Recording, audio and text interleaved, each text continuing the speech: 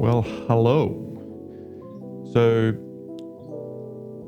all the years of shooting weddings and editing weddings and that kind of stuff, there's a little trick that I found where I use textures to color my images. And what it does is it puts a very cool random color palette over your image and then ties all your elements in your image together.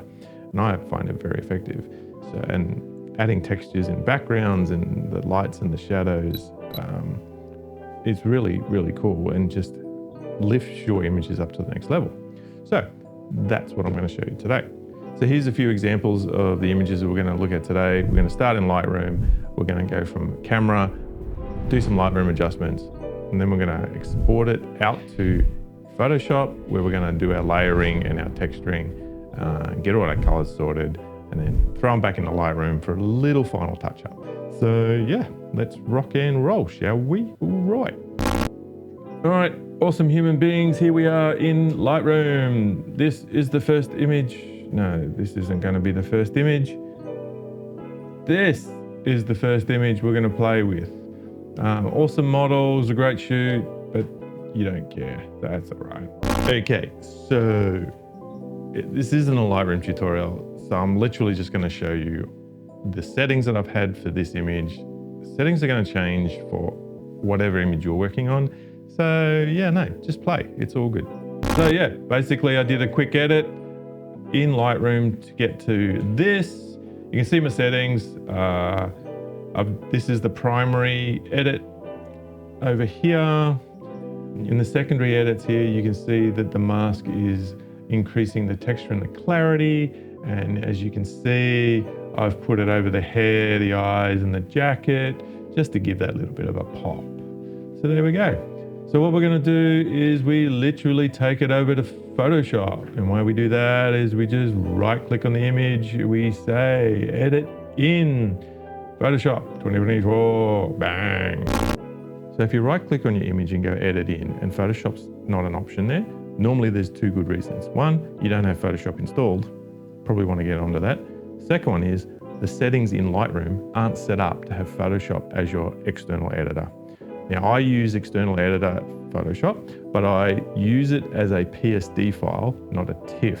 Why do I do that? Personal preference. TIFF files are extremely large and I find that very cumbersome. I love using PSD files instead. So it's just a personal preference. Anyway, set up your Lightroom settings so it allows you to do that. And here we are in Photoshop. And the first thing we need to do is just throw in a texture. So I've got it in my libraries. You can throw it in from anywhere. These textures are pretty straightforward, but you can use anything.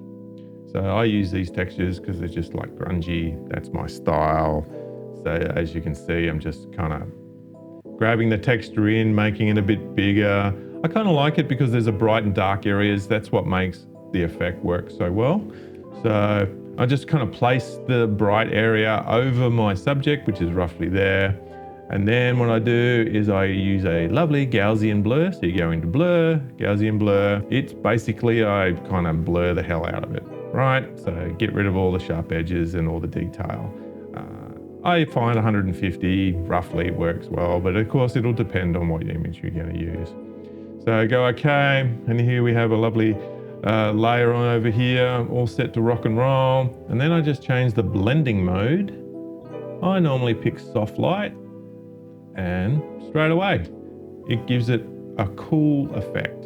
So off, on. I normally find that it needs a couple of textures to really give it an effect.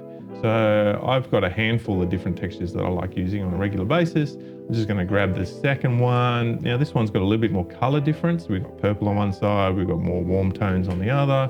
Now again, I'm just going to make it a bit bigger, place it in the center, and then going to do the same thing. I'm just going to run my Gaussian blur filter over the top of it, and just go okay, because that's kind of cool. And then choose soft light as my blending mode again. Now, you can see how the colors are now affecting the skin tones, and that's something you need to deal with from time to time. Now I like just going back into Lightroom and doing it in there. So that's what we're going to do. But before we do that, I think that it needs a little bit more in like a vignette. So I'm just going to add the third texture. Going to throw a different texture in. As you can see, this texture is way darker and the edges are a lot darker. So we're just going to do that. Again, we're going to use soft light. Now, this looks like garbage, right? Now, what you can do is you can reduce your fill or the opacity of that layer just to suit. And what you may have noticed as well is I didn't put the blur on it, which is cool because sometimes you want the textures in there as well. So what I'm going to do is just add the Gaussian blur to that layer. And it doesn't really matter what order you do these things in, but yeah. So just doing the same amount, 150, sorry. And then, yeah, this is the kind of image that you get. And if we go from what we started with to the finished look, definitely gives a warm tone, ties it all in together, and looks kind of cool. Now, if we save this, literally just Command S and save, and then go back to Lightroom, it imports that file into Lightroom directly. So you don't have to re-import it into Lightroom, which is the best thing. It's kind of cool.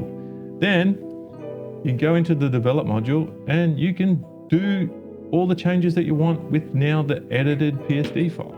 I think what we'll do now is remove a little bit of the warmth that the texture's added in.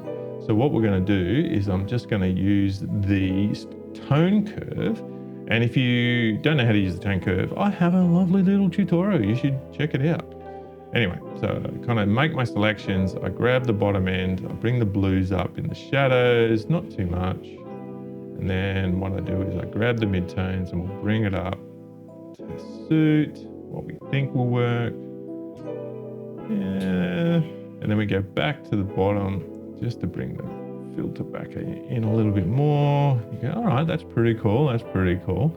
And then we can just add in a little bit more texture, a little bit more clarity. There we go. Gold. So as you can see, we started with this out of camera, went to this with our initial changes, and after we went into Photoshop, we get something like this in almost no time at all. And it looks so professional and so effective. Here's another example straight out of camera. Awesome shot.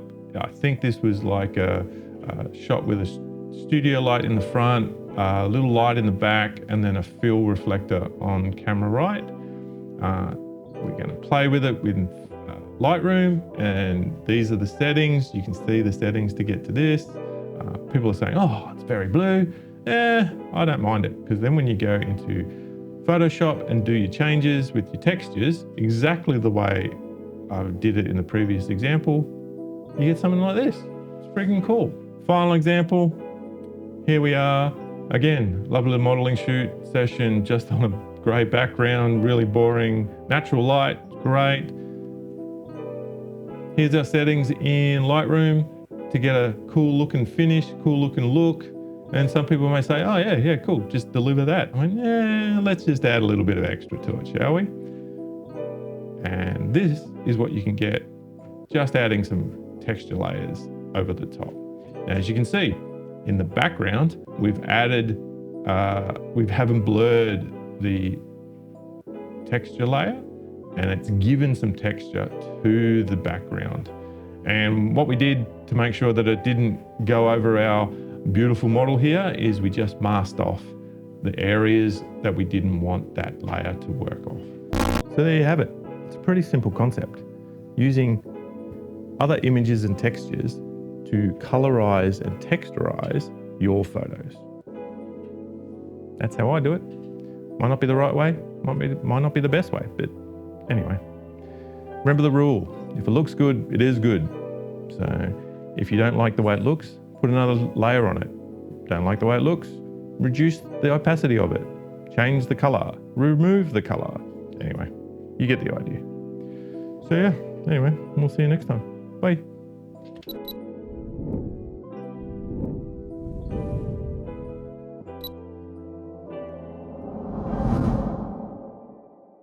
Two, your settings don't, oh, God damn it. Bah!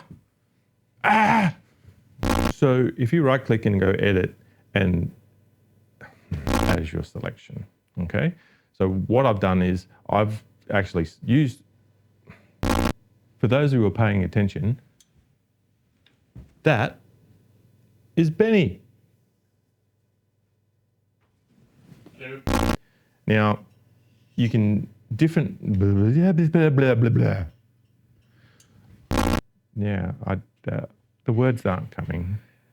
So yeah. I'm going to do it one more time and that'll be fucking it, all right? That texture to layer onto.